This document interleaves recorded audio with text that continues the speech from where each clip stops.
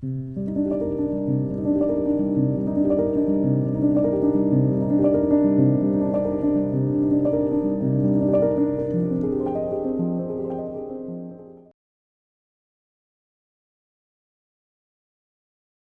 right, here's a representation of one such tone arm that has no overhang, no offset angle. Actually, it's technically underhung. And it really will only have one null point. Where it is mounted exactly will change these forces, and you'll see. So here's the effective moment arm right here, which is essentially nothing. And as we go towards the outer area of the record, we're looking at 35. Okay, now compare that to the 100 that we were seeing in a standard pivoted tone arm. So quite a bit less, 2/3 less skating force.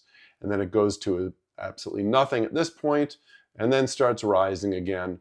The question is, how far does it get?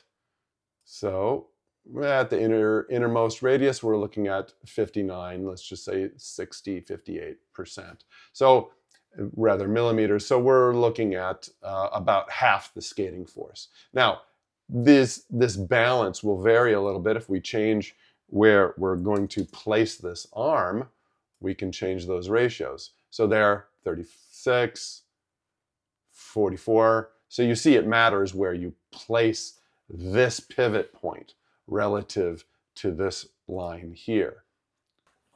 So as you can see with such arms, there is a skating force. It's at its maximum, still a lot less than a normal pivoted tone arm. And it doesn't really get to any sufficient quantities until you reach the extremes of the playing surface. And of course, the skating force, as you notice, the skating force goes in both directions.